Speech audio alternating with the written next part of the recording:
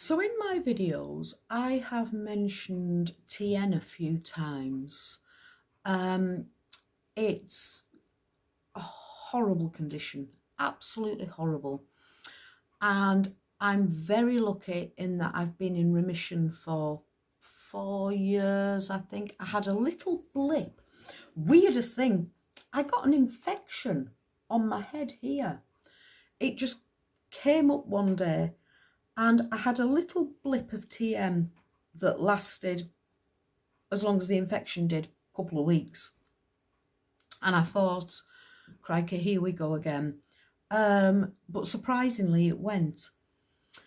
So TN's something that a lot of people have never heard about. And it was the weirdest thing. I went for a wash one morning. I was washing my face. And as I put the water over my face, I suddenly got an electric shock. And honestly, it was like being knocked backwards. You've never felt pain like it. It was excruciating. They call it, check it out online, trigeminalneuralgia, TN, and you will see very quickly they call it the suicide disease because so many people with this condition commit suicide because of the pain. It's intolerable. And every attack is closer together and every attack is more severe than the previous one until eventually you're just in attack for the rest of your life and it doesn't go away. It's terrifying. And trigeminal, three, neuralgia, pain. And you say TN, trigeminal neuralgia, people hear the neuralgia word and they think, oh, well, that can't be very severe. Don't you believe it? It's hell. People say it's the worst pain they've ever suffered. I disagree. It's almost the worst pain I've ever suffered. I've had a lot of broken bones, a severe amount of broken bones, and none of them have been as bad as the pain of TN. Childbirth, oh my God, give me TN over having a baby any day. Childbirth for both of my children was hell. Painful, painful, painful. But so trigeminal neuralgia, it comes in three forms. The rarest one is nasal neuralgia. Not many people get that. So mainly it comes in two forms. And most people, I have the rarer version, which I'm glad about. I've got unpleasant teeth anyway. I'm saving up for my turkey teeth. I'm getting my turkey teeth next year and I can't wait because I've got a broken tooth there. I've got a broken tooth there and I'm so ashamed of it. And I think that was partly due to my TN. It had a cap on it and it lost the cap during my attack. And I think that was due to changes with the TN. So, two main types, and most people have jaw to brain. And what it is it's a nerve inside your head that attaches from your jaw, your nose and your eye to your brain. And you can get it on either side. Most people just have it on one, and I'm right-sided. I get it on the right side. I've only ever had one attack. And it lasted about 6 months, 8 months maybe. It was quite long, but short in comparison to some people who have attacks for years and then eventually just don't come out of attack. So it's a nerve. And what happens is this nerve hits a blood vessel. So this blood vessel comes up here to your brain and the blood vessel swells. It's linked to hypertension, to being overweight, to a million things, a lot of things. You don't have to be overweight to have TM. Some extremely slim people have it. You don't have to be ultra active to have it. You don't have to be ultra sedentary. You don't have to have hypertension. A lot of things can set it off. And the blood vessel swells, becomes engorged, and hits the nerve. And this is what sets off the trouble. And what happened with me was I was washing one morning and had the electric shock. And ever since I've been in remission, the first thing I do when I wake up is I rub my eye like that to see if I get an electric shock. So for me, the electric shock was the first symptom. And it was the weirdest thing.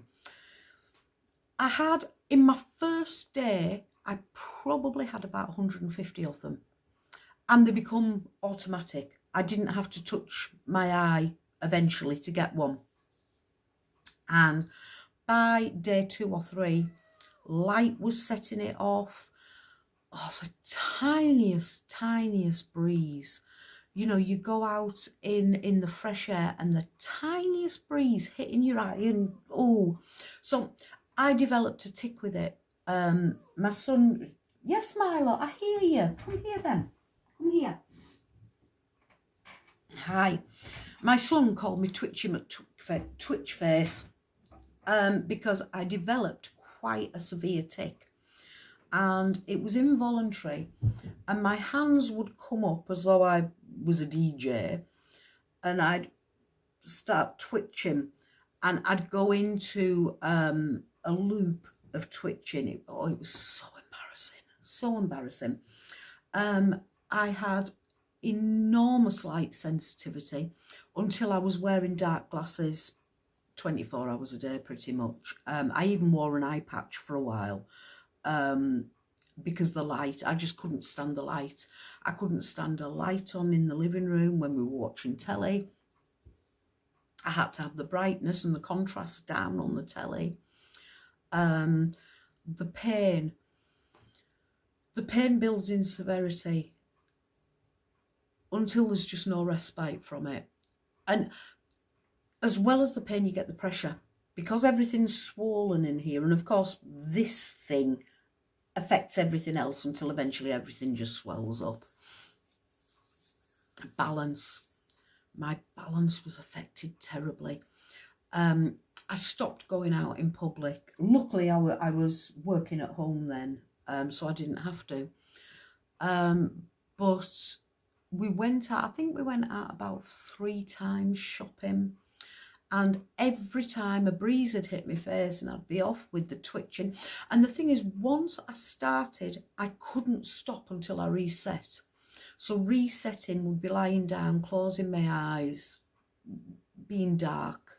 So it wouldn't stop until I got home and could be somewhere dark to lie down and reset myself. And 3 times, everybody stared at me. It must have been excruciating for Mark. It must have been horrible for him. We'd be walking around a supermarket and I'd be bumbling into shelves and had to be led, and people would think I was drunk. And that was when it wasn't too severe. When it was very severe, I just looked disabled. And the stares were pretty awful. I had it when we went abroad. The light in the airport set me off, and that was really bad. Excuse me. It lasted 6 months and then it went, and touch wood, I've been fine ever since, apart from that little blip. And I thought it was going to be, last time it was either 6 months or 8 months that I was in attack. And I thought, as soon as it came back, it was awful, because it is going to come back one day. It always comes back, apparently. However, I've lost 5 stone. I don't have hypertension anymore. My blood pressure is perfectly normal. I don't have high cholesterol. Is that enough to stop it coming back? I'm more active. I'm more physical. Is that enough? Will that keep it a bit at bay? And will I be lucky enough to not have another attack before I die? Who knows? It's all good at the moment, but We went during the summer. It happened over the summer into the winter, and we went for a walk one day up a dry riverbed, and it wasn't completely dry. It wasn't flooded. It wasn't a flooded river. It had dried out a lot with the sun, and the stones were covered with that much water, and you could walk up this riverbed right to a waterfall. It was about 1.5 miles. Couldn't do it. I was fine for the first few minutes, and then my balance went, and could I stay on my feet? Could I? Hell, I was in that water, splashing about like a bloody mermaid, more than anything else. Milo, go away, go on. You're a pain. One day Mark came home and found me in the reptiles swimming pool. We had a big dog bed, huge dog bed, that we filled with water for the reptiles, for the snake and the lizard. I had a large iguana. And one day Mark came home and found me sprawled in that, and I couldn't get out. Another time was quite frightening. What happened was, when my balance went, I couldn't work out where vertical was. So I'd go beyond vertical, thinking I was standing upright. And one day I was poop scooping in the garden, and we had a circular glass table in the garden.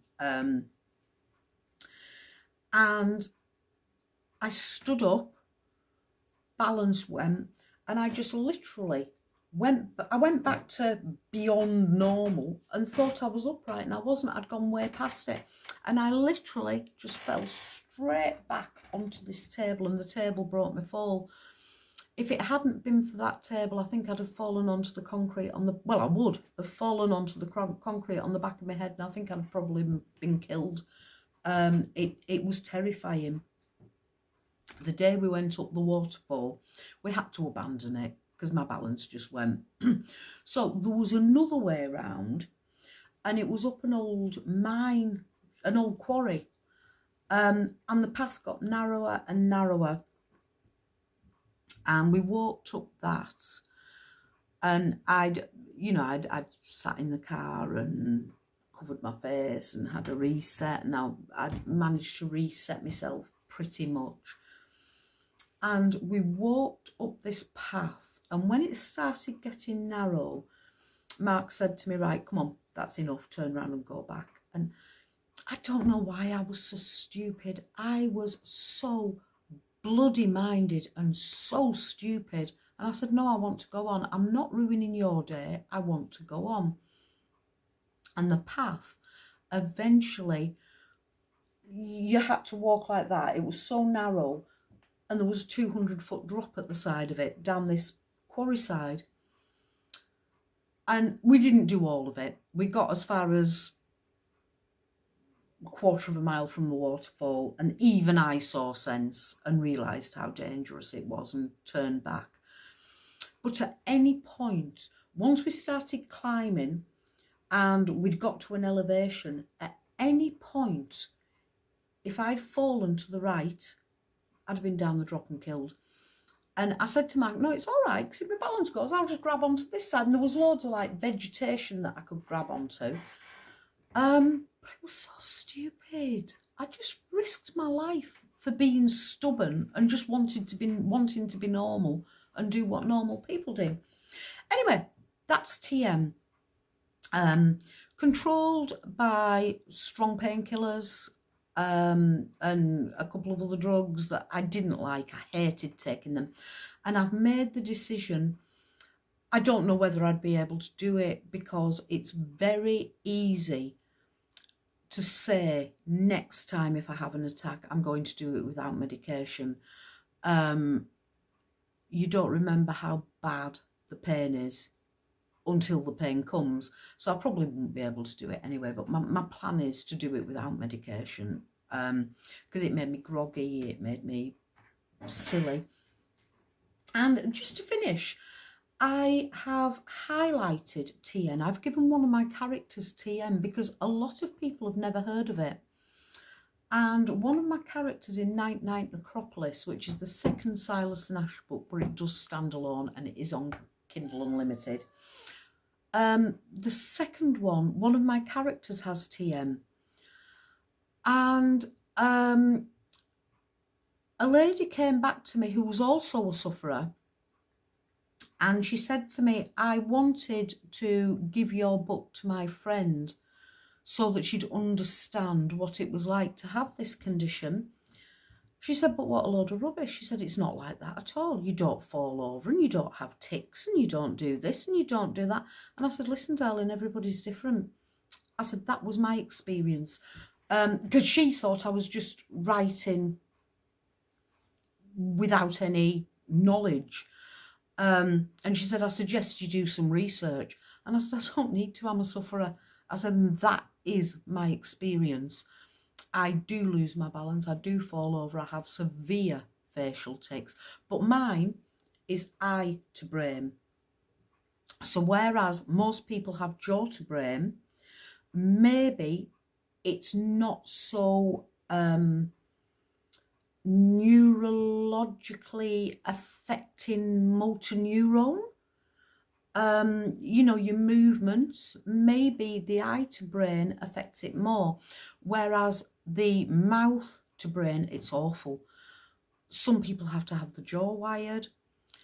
Some people have all the teeth out because of the pain. Some people lose all the teeth because of the pain. And in America, I mean, this is for all three versions. In America, it's very different to here. You can have brain surgery.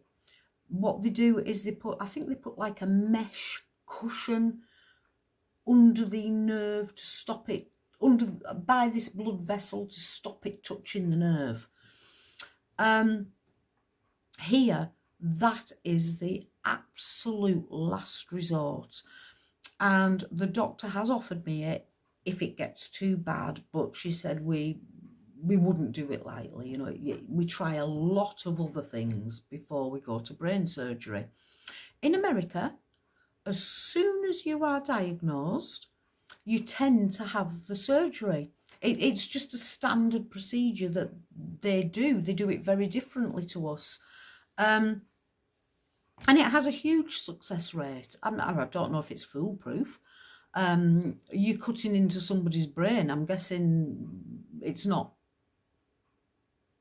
perfect for everybody. I'm sure there are mishaps and misadventures and all kinds of horrible things that happen to some people.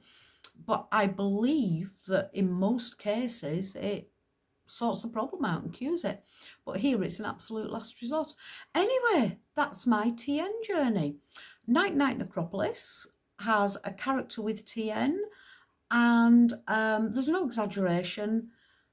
That's exactly what my condition was like. In fact, if anything, I've downplayed it for Connie, I think she was called. I've downplayed it for her rather than begin it up. And it was just, one of my reviews said, I don't know what it had to do with the storyline. It did have something to do with the storyline because, well, I'm not going to tell you why, it just did. But apart from that, I just wanted to build awareness for the condition because, as I say, a lot of people have never heard of it. And a lot of people think neuralgia, you know, take a couple of ibuprofen and you'll be fine. Take a couple of paracetamol, you know, it's nothing. And it's the word neuralgia because people associate it with muscle pain or back pain or, oh, you've got a bit of a twinge, you'll be all right. They don't realise that it is actually a deep-seated brain condition.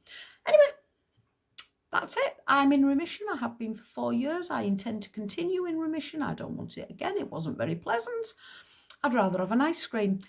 Anyway, nice chat.